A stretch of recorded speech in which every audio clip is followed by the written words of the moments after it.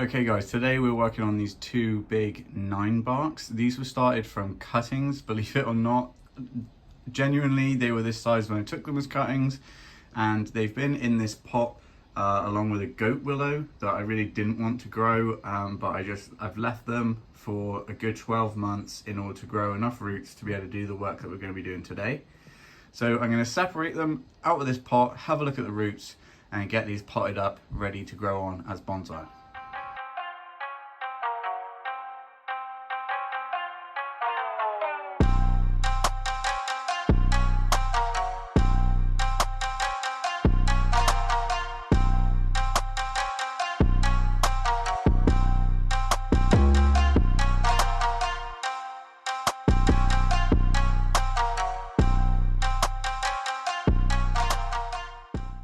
This is going to take a while, so I'll be right back.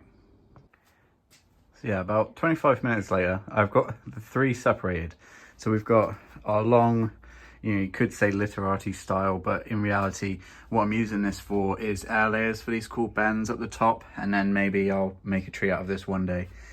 This is the goat willow that was all that was meant to be in the pot. I stuck these 2 in as cuttings about 18 months, 2 years ago. So this I've been pruning hard every year because I didn't want it to live. So that's in the compost.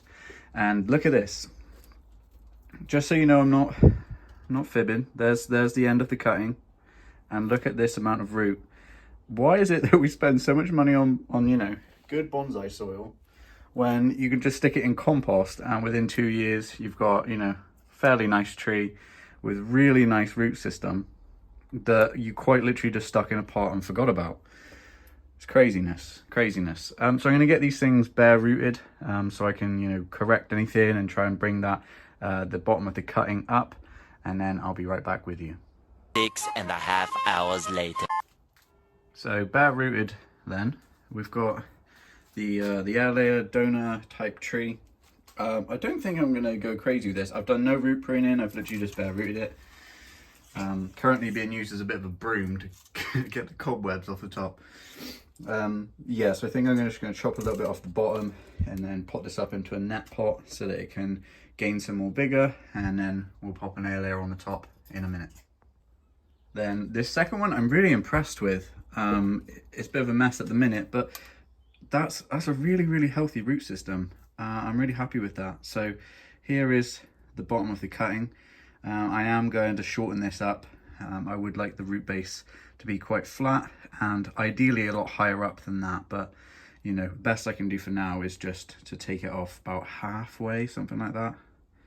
And yeah, this will probably end up in a net pot as well, but see how I feel when we get there. If the loppers will do the trick.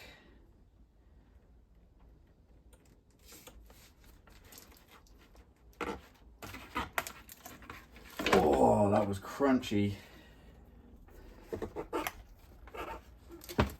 Cut this little bit off. I'm going to go in and clean that up now. Take off some of those chunkier roots like these. And work on getting a nice flat base. And probably take out, what I'm going to do is I'm going to take out some of the vigor of this side and hope that it will start to produce more roots on the weaker side, which is now the back, because the pot was right up against it like this. So okay, I'm gonna get on with that. I'll be right back. So we're a little further along now. So we've got this one ready to go into a net pot. Not much to see there, but I have taken this little root cutting. What do you reckon are the odds on this? I might just pot it up and see what happens. With some humidity that should pop, but if it doesn't, nothing lost. And then look at this. That's our front right there. Hopefully you can see that. Yeah, beauty. We're not as developed on this side, but I took the base down as far as I could. I don't own a Dremel. I also think that maybe a Dremel for this job would be a little bit overpowered and you'd end up doing too much. But using the knob cutter, which hilarious as it is, actually does a really good job. But I just have to take it really easy because it tires your hands so quickly, and that's not the point. We're here to have fun. So yeah, got that one sat really nice. I actually think, look at the density of the feeder roots. I think this one could go in a ceramic pot this year. So I think I am. I think I'm toying with the idea of this one. Possibly this nice blue. It's very simple, very easy. It doesn't allow for much more room, but I'm not looking for growth. I'm looking for like more ramification now. So I think if I planted it, made sure it was at a half decent straight-ish angle, that maybe that would work. We're going to look at the branches on this one. The other two aren't very interesting, so I'm just going to get them done up and I'll see you in a minute. So now that we have this one potted up, I think it's time to give it a little trim. So taking a leaf out of the Tree Stylers book, and I'm using my chest mount. So hopefully you guys can see a bit more, you know, as I'm seeing it. So we're going to be getting the good scissors. And I'm basically just looking for branches like this that are going completely the wrong way. You see that? Yeah, let's tilt you up. So that one I'm going to remove altogether. Don't want that. Yeet. This one coming straight out towards us, I don't like.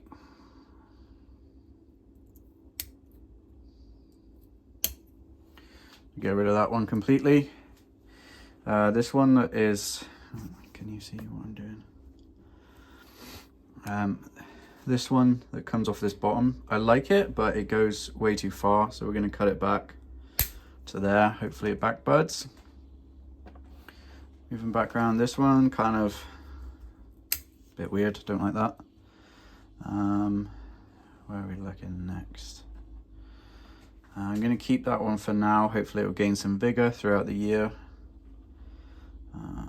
Let's have a look. This one comes back quite far, but I think I might need it for now, so we'll leave that. Now this top section is altogether too heavy, so what do? We might have to chop back to this and kind of go with that. We're going to lose quite a lot of density, but in the apex that's really not a bad thing. So swapping tools, getting the concave pruner, and I'm going to take it back to here, which, as this whole video is testament to, you could pot this up and you'd have another tree, but I've got too many, so nope. Which then leads me to think, I'll probably just leave that now. Yeah, in the future, once this like stabilizes in the pot and we can work on it a little bit more. It's got some really nice aged craggy bark, which is, you know, gives it that appearance of age. The branches are things I'm going to have to sort that out in time. But this we could apply a little bit of wire later in the year and bring that one down. This one I do think I'm going to shorten actually. I said I wasn't going to, but I will. And so if I'm doing it in for a pinch, in for a pound, I'm going to remove those two. And I don't like this one here. So what is happening in this little crevice area? I think we could safely take it back to here. Perfect. So yeah, we're looking at the front of the tree here, and that is our basic shape for now, without any wire or, you know, trying not to upset the tree too much. Yeah, not beautiful yet, but it will be. It will be. It's nice to have it, you know, be putting a tree into a ceramic pot, because as you guys will notice, most of my trees this year are going into net pots to develop roots. But this tree, as you saw, had so much root, and the thickness of the trunk, I'm not trying to get it to thicken up and grow anymore. I'm just trying to refine it and make a nice bonsai. So there we are. Let's have a look at the other two that I did now. So we've got the root cutting with this little humidity contraption that I'm trying out. Will it not? Who knows? This one we just pruned up together, and then my air layer one, I'm going to pop an air layer. I'm not going to do it today because I've run out of time, but maybe around here because of this nice curve, and then, you know, possibly more in the future. Still doesn't fit in the garage, but yeah, it's tied into this pot very, very heavily, so that should be fine. Okay, hopefully you enjoyed that video, guys. 9 bark, what an interesting species to work with. If you did enjoy the video, please do me a favor and like it. If you haven't already, press that subscribe button, and I will see you in the next one. Lots of exciting repotting videos coming up. Wherever you are in the world, make sure you're taking care of yourself. I'll see you in the next one. Bye-bye.